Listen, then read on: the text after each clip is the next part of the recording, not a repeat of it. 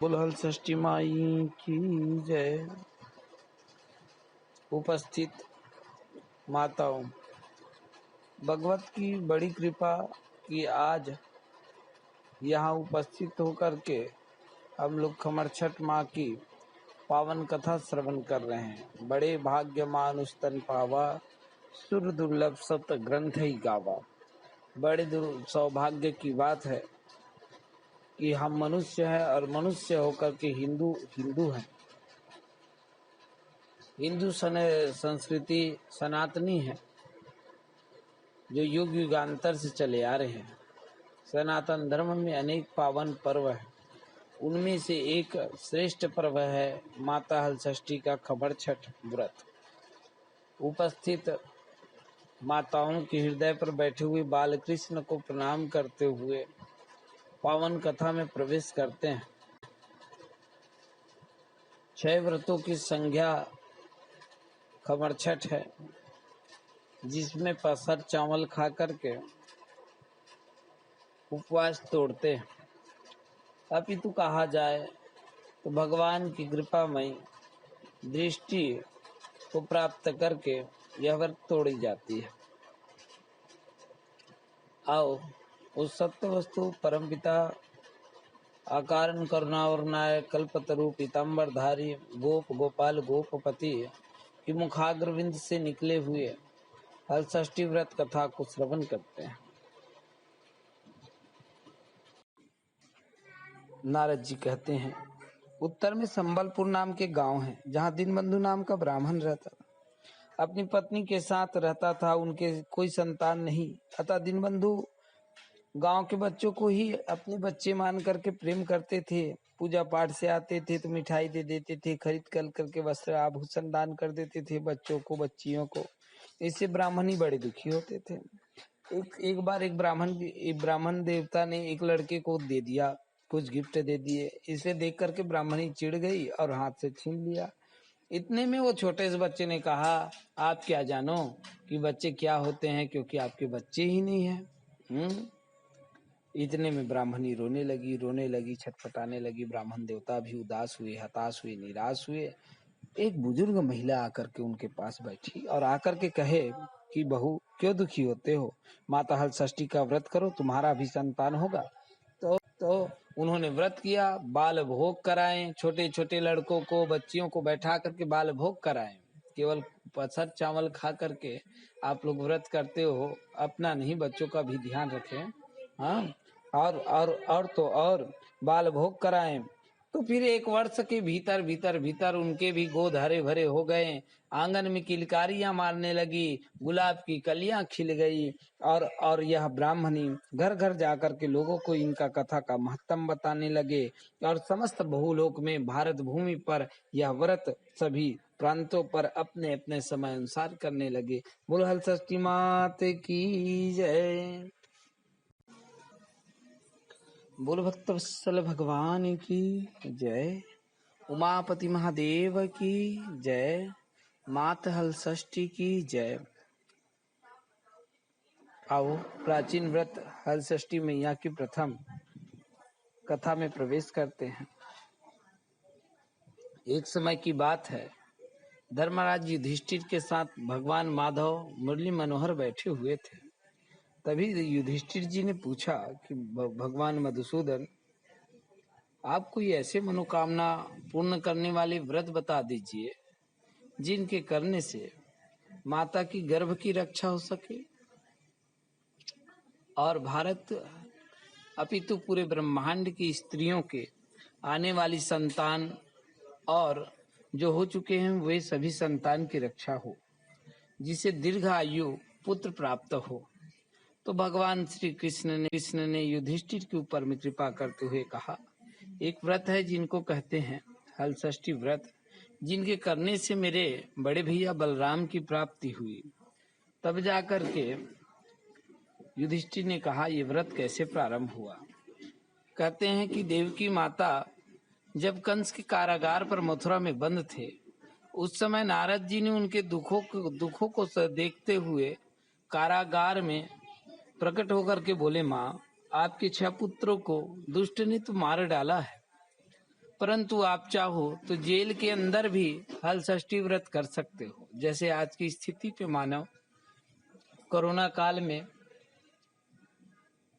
बाहर में पूजा करने में थोड़ा सा कठिनतम अपने आप में महसूस कर रहे हैं, ठीक उसी प्रकार दैत्यराज के कंस के कारण लोग बाहर पूजा नहीं कर पा रहे थे, तो मन चित्त में अपने भगवान को स्थान दे करके माता देव की जो है ये व्रत की है, जिसके कारण उनको हल षष्ठ प्राप्त हुए, बलराम जी प्राप्त हुए हल षष्ठी की कृपा से।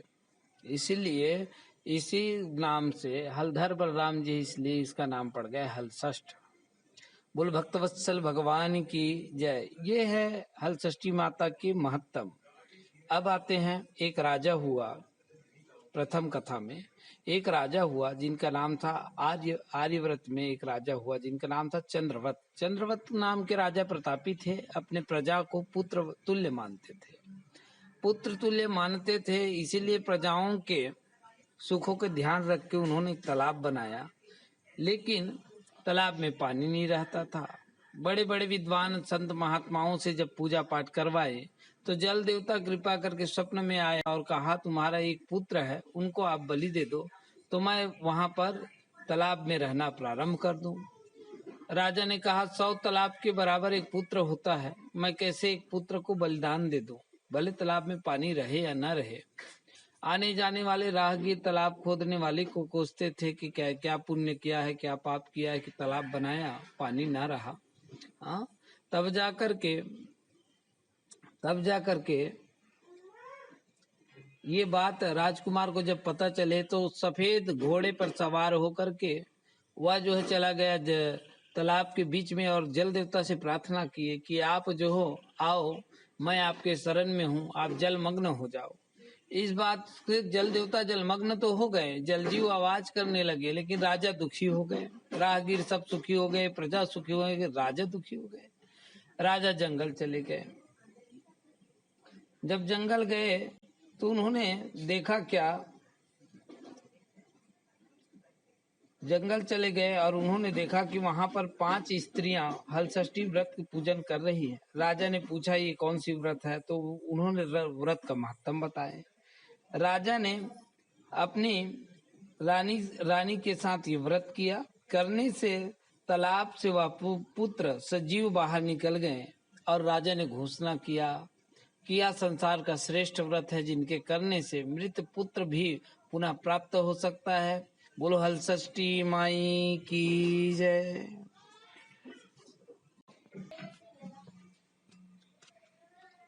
बोलो हल षष्ठी मात की जय। आओ उस पर ब्रह्म भगवान परमेश्वर के मुखाग्रविंद से निकले हुए हल षष्ठी मात की दूसरे अध्याय में अथ द्वितीय अध्याय कथा में प्रवेश करते हैं। कहते हैं कि भगवान नारद जी ने माता देवकी को जो कथा बताई और भगवान श्री कृष्ण ने धर्मराज युधिष्ठिर को बताया कि अवंतिका नगरी में संपतलाल नाम का व्यक्ति रहता था। उनकी 2 स्त्री, एक रेवती और दूसरा मानवती, दोनों सौत थे, दोनों संपतलाल की पत्नी, परंतु रेवती देवी की कोई संतान नहीं और मानवती के 2 पुत्र हुए। पहले रेवती देवी भी मानवती के दोनों पुत्र को पुत्र तुल्य मानते थे, मगर धीरे धीरे ईर्षा रूपी शत्रु उनके अंदर जागृत हो गए। कुभाव से उनके दोनों पुत्र को नष्ट करने की कई चाल इन्होंने चला, परंतु ये अपने समस्त चालों पर असफल रहा, क्योंकि प्रत्यक्ष रूप से सामने रहते मानवती के पुत्रों को कैसे ये नष्ट करती। तो एक दिन कह दी कि दीदी मानवती, रेवती कहती है कि मानवती आपके पिताजी बीमार है, एक राहगीर ने बताया, यते वो आप अविलंब अपने पीहर चले जाओ, मैके चले जाओ। मानवती ने दोनों बच्चों को तैयार किया और चलने लगी। तो रेवती ने कहा कि आपके बच्चे मेरे बच्चे तो हैं, क्या तुम्हें इतना विश्वास नहीं मुझ पर कि मेरे रहते टाइम बे टाइम अपने बच्चों को लेकर के जाओगे, इनको मेरे पास छोड़ दो, चिंता मत करो। देवी मानवती निकल पड़ी रेवती के पास, दोनों बच्चों को छोड़ दिया। और जब धीरे धीरे धीरे धीरे धीरे धीरे मानवती जब निकल करके चली गई, इतने में रेवती जो है दोनों बच्चे को बहला फुसला करके जंगल ले गए, सघन जंगल, घने जंगल में, और मार कर फेंक दिए। उधर रेवती कामयाब हो गई और इधर मानवती पहुंच गई कहाँ, अपने पीहर में, अपने मैके में। पिता को स्वस्थ देख करके आश्चर्य हो गया कि रेवती दीदी ने बताई कि मेरे पिता बीमार है, लेकिन इधर तो पिताजी स्वस्थ है। पिताजी को बताए, माताजी को बताए कि मुझे इस प्रकार से मैसेज मिला है, खबर मिला है। ओहो। तो माता ने कहा कि बेटी अब शाम संध्या बेला है, शाम हो गया है, घर जाते तक के रात हो जाएगी, आज मत जाओ, और कल हलषष्ठ व्रत भी है, वो व्रत करके चले जाना। तब जा करके पिता और माता के कहने पर वो जो है दूसरे स्त्रियों के साथ अपने पीहर में यह व्रत शुरू किए, अपनी माता की सामग्री को चढ़ा करके, और एक ही वरदान मांगे कि माँ मेरे दोनों बच्चों की रक्षा करना। पूरी श्रद्धा से उन्होंने मांगा, हाँ, पीहर से, मैके से व्रत करके। अब ये मत सोचना भैया कि खमर छठ में भी मैके में व्रत किया जाता है, वरना बड़ा संकट हो जाएगा। यह व्रत दोनों स्थिति पर किया जा सकता है, ससुराल में भी और मैके में भी।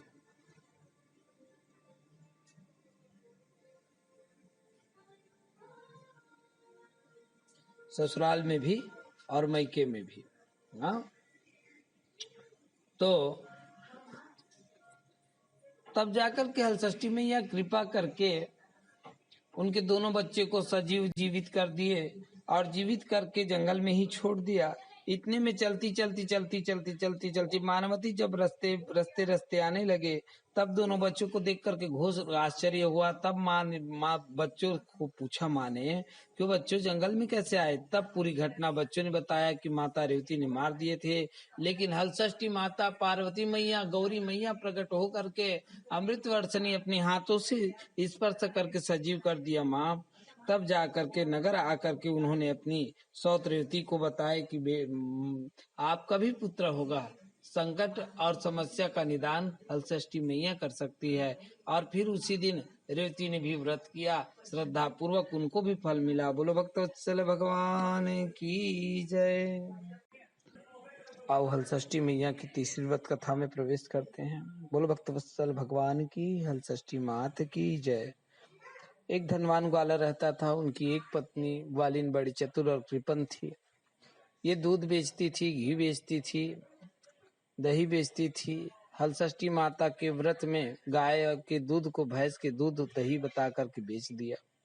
इससे माता कुपित होकर के उनके पांचों पुत्र को मूर्छा कर दिए, कोमा में पहुंच गए। इतने में हुआ क्या, ग्वालिन सिर पटक के रोने लगी, पछताने लगी।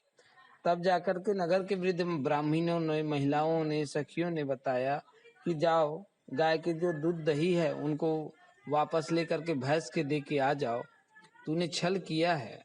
तब जाकर के उन्होंने अपनी गुनाह माना, गलती माना, एक्सेप्ट किया। और उनके बाद जब वापस दे करके आई और प्रेम पूर्वक दंडवत प्रणाम करके हलषष्ठी मैया की पूजन की, तो माता की कृपा सुन के पांचों पुत्र उठ करके खड़े हो गए। बोलो हलषष्ठी मात की जय।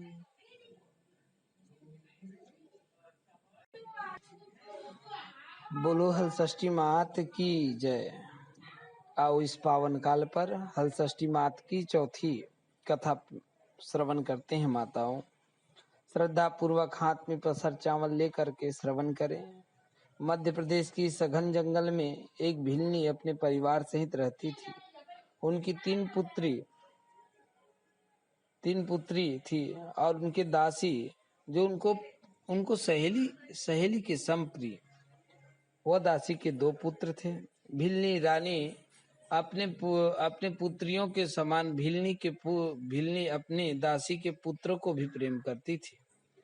एक दिन अपने दासी से बोले कि अपने दोनों पुत्र को यहाँ छोड़ जाओ और जंगल से सूखी लकड़ी ले आओ, भोजन बनाना है और चतुर्मास के लिए लकड़ी इकट्ठा कर लेते हैं। धीरे धीरे धीरे धीरे धीरे धीरे समय बीतते गया और दासी जंगल चली गई।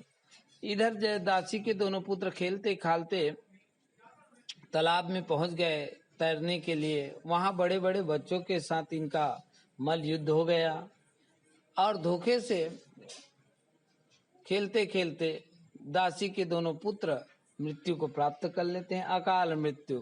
हाँ, परंतु अकाल मृत्यु में मृत्यु को प्राप्त हुए तो भिलनी रानी बहुत दुखी हुए और उनका अंतिम संस्कार कर दिए। अग्नि संस्कार अंतिम संस्कार होता है, संस्कार कर दिए। और उधर दासी जंगल में जब एक तालाब के किनारे में पहुंच गए तब वहां देखा कि आज हलषष्ठी व्रत के दौरान कुछ स्त्रियां पूजा कर रही हैं। पूजा के पूरे महत्व को श्रवण किए और श्रवण करके उन्हीं लोगों के समान में ये इन्होंने व्रत कर दिया। व्रत करने से एक ही प्रार्थना किए, मेरे पुत्रों की मां रक्षा करना। और एक माँ ने माँ की आवाज श्रवण किया, श्रद्धा पूर्वक पूजन को स्वीकार किया। त्वम इच्छते मम पूजनम, हाँ आपकी इच्छा से ही मैं ये पूजा कर रही हूँ, आप ही का सामग्री है। माँ ये अवसर दिया आपको, कोटि कोटि जब धन्यवाद बोले तब जाकर के उन्होंने माता कृपा किया और मृत पुत्रों को यमपुरी से सशरीर ला करके वहां जंगल में छोड़ दिया। रास्ते में मुलाकात हो गई। मुलाकात होने से पुत्रों ने बताया कि हमें तो अंतिम संस्कार कर दिया, लेकिन माता हलषष्ठी ने कृपा करके यमपुरी से हमें सशरीर दिया, प्राण तो दिया ही दिया, शरीर भी प्रदान किया, वही रूप वही। अब ये चीज को देख करके भिलनी की रानी बड़े खुश हुए और आश्चर्य भी हुए। फिर उन्होंने भी व्रत किया, उनको भी पुत्र हुए। ऐसी माता की महिमा है। एकस्य दीनम, एक दिन व्रत करने से ही, श्रद्धा पूर्वक करने से माता प्रसन्न हो जाती है। बोलो हलषष्ठी मात की जय। आओ पंचम कथा में प्रवेश करते हैं माताओं। हमारी यहो सौभाग्य कि इस पावन काल पर हलषष्ठी माता के प्रेम पूर्वक कथा श्रवण कर रहे हैं। नारद जी माता देवकी को पंचम कथा बता रहे हैं। प्राचीन काल में एक रमणी काशी नामक नगर में धनवान बनिया रहता था। उनके स्वभाव अरे राम राम राम बहुत ही अच्छे, उनकी पत्नी का स्वभाव बहुत ही अच्छे, परंतु पूर्व जन्म के पापों के कारण 6 लड़का होते थे, जन्म लेते ही खत्म हो गए। 1 लड़का हुआ, 2 लड़का हुआ, ऐसे पारी पारी करके 6 हो गए। 6वां जब खत्म हुआ तो बनिया गुप्ता जी बड़े दुखी हो गए। अब गुप्ताइन भी दुखी हो गए। दुखी होकर के पति पत्नी चले गए जंगल की ओर। वहां एक संत से मुलाकात हुआ। संतों ने कहा, ओहो साधु बनने का तो उम्र है नहीं, और ये लोग साधु बनने के लिए तैयार हो गए। पूरे वृतांत पूछे, वृतांत बताए तो संत भी थोड़े दुखी हो गए। वैसे संतों का हृदय, संत हृदय नवनीत समाना।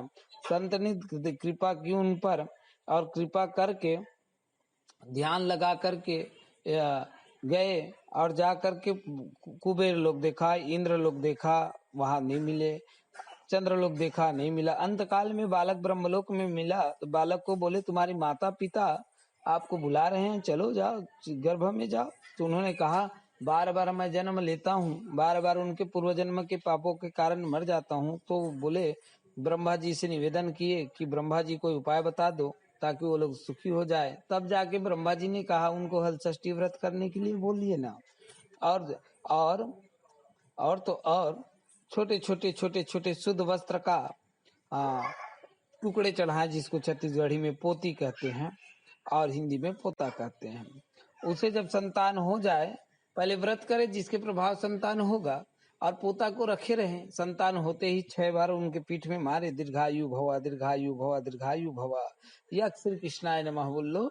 तब जाकर के उन्होंने व्रत किया और जब पुत्र हुए तो पोता रखे हुए थे कपड़ों का छोटा छोटा 6 टुकड़ा, और उसे उनके पीठ पर जब मारे तो हलषष्ठी माता की कृपा से दीर्घायु हो गया और यह व्रत अमर हो गए। बोलो भक्तवत्सल भगवान की जय।